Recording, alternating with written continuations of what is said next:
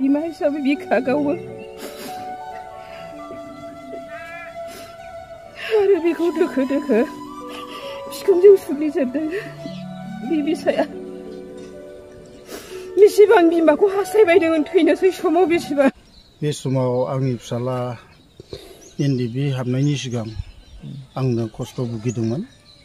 आंनि न'आव बिथांमोना जेनाखि एनडिबि महरै जेलानाखि दाखांजायो दानानै लायो बे समाव एनडिबि नङामोन, बे समाव बिएसएफ होननानै मख'योमोन, आफा उल्था होननानै मख'नाय जायोमोन।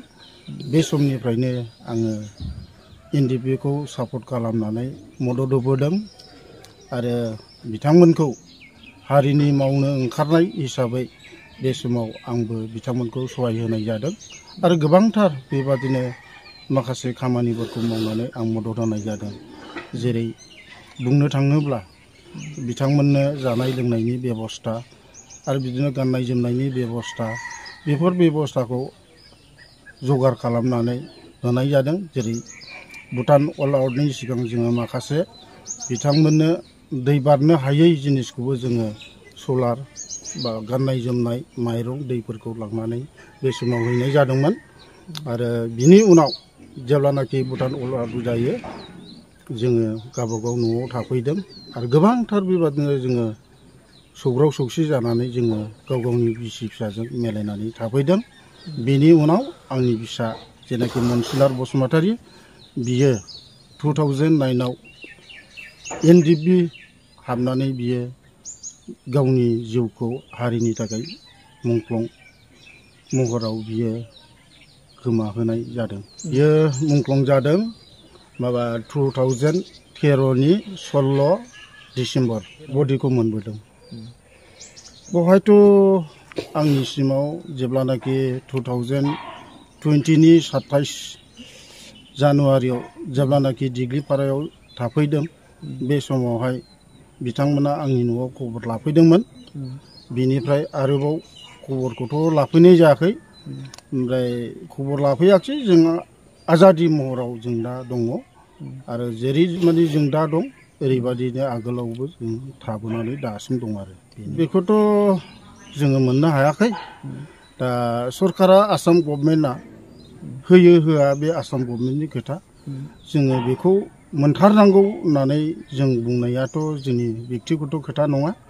जेसेबांनाखि हारिनि थाखाय थैबाय, जेनाखि मुंख्लं न'खरफ्रा जेनाखि दासिमावबो गाबखांनायल' दं।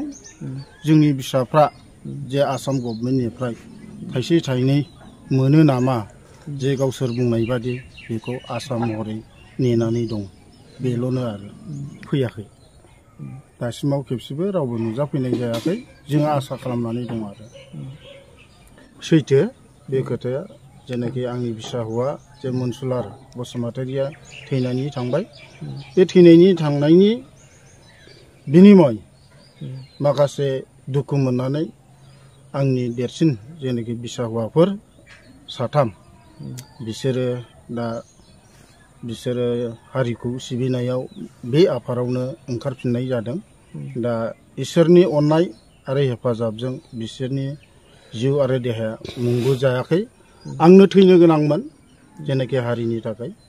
जेनाखि बिथां एनडिबि मोना जे गोजोंसा सारमोन बिजिनिनि आरो बरपेटानि जेनाखि देखा सारमोन, बिन्दु सारमोन, खौरां सारमोन, रामफलबिलनि जेनाखि प्रदीप गंगा सारमोन आरो जोंनि बिबथै जे रामबुजु नार्जारि, बिसोरनि पारपासाव बिसोरनि सियाराव माखासे आं खामानिखौ मावबोनाय जादोंमोन।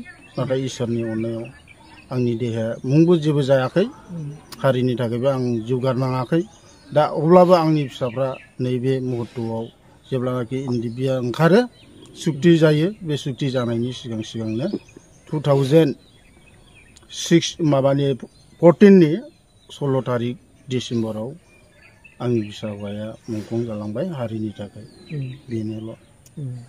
दिनै आङो मा फोरमायनो, जोंहा बिमा हिसाबै फिसाफोरखौ खांनाय बानायाव जोंहा गोबां खस्थ' मोनबोदों आरो जोंहा बे समाव जे बिफायाबो ओरैहाय बेबायदिनो बिसोरखौ आदर्श खालामहैबाय आरो आंबो फिसाफोरखौ लानानै गोबां खस्थ' मोनदों अब्लाबो आङो गोबां फिसाफोरखौ इन्दिबिफोर थाफैनाय समाव आं जाहोदों लोंहोदों आंबो मदद खालामदों आरो मदद खालामसेयावबो आं गोबां पुलिस आर्मिनि फैनायावबो आंबो बासायबोदों बे फिसाफोरखौ दिनै बिसा हिसाबै आंबो अनखांनाय दङमोन आरो जेरैबायदि आंनि बिसाया दिनै उन्दै समावनो बियो जे जायगायाव आं दाथां होननानै आं बादा होदोंमोन नाथाय बिसाया मानियाखै नाथाय बिदाफ्रानो गोसो जायाखैमोन अब्ला बे बिसाया सारि नम्बर फिसा हौवा बियो आरो बियो महरावबो आरो आखल आखुआवबो बिराद मोजांमोन बे गथ'आ गोजौ गिदिर गुफुर जालांनायमोन आरो बयबो हामजायोमोन बे गथ'खौ दा बे गथ'आ थांबाय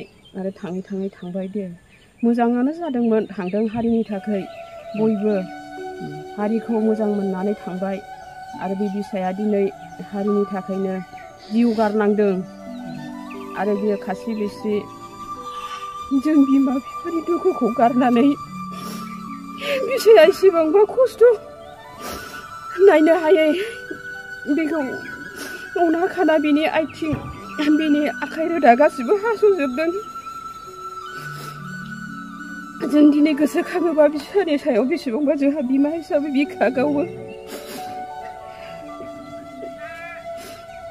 आरो बेखौ दोखो बिखुंजों सुग्लिजोबदों बे बिसाया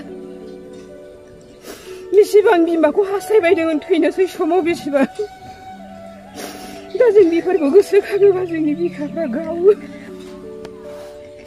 गेलेनायखौ मोजां मोनग्रा एबा गावबागावनि गथ'खौ पेन्सिल सिलाट मार्शल आर्ट्सनि गोख्रों गेलेगिरि खालामनो सानग्राफोरनि थाखाय मोजां खौरां चिरां जिल्लानि सापागुरि पेन्सिल सिलाट मार्शल आर्ट्स एकाडेमियाव मुं थिसननाया सोलिगासिनो नोंथांमोना नोंथांमोननि गथ'खौ सापागुरि पेन्सिल सिलाट मार्शल आर्ट्स एकाडेमियाव मुं थिसननो हागोन फोरोंनायनि जायगाया जाबाय सापागुरि लावज्रिपारा दगरपारा गेलेग्रा फोथार आरो बेरांगाव हास्रावबारि मख'जाथाव दि सापागुरि पेन्सिल सिलाट मार्शल आर्ट्स एकाडेमिनि सोलोंसाफ्रा गुबुन गुबुन जायगायाव गेलेहैनानै जाफुंसारहोनो हादों नोंथांमोना नोंथांमोननि गथ'खौ सापागुरि पेन्सिल सिलाट मार्शल आर्ट्स एकाडेमियाव मुं थिसननानै पेन्सिल सिलाट मार्शल आर्ट्सनि आखा-फाखा गेलेगिरि खालामदो Sapaguri pencil सिलाट martial arts academy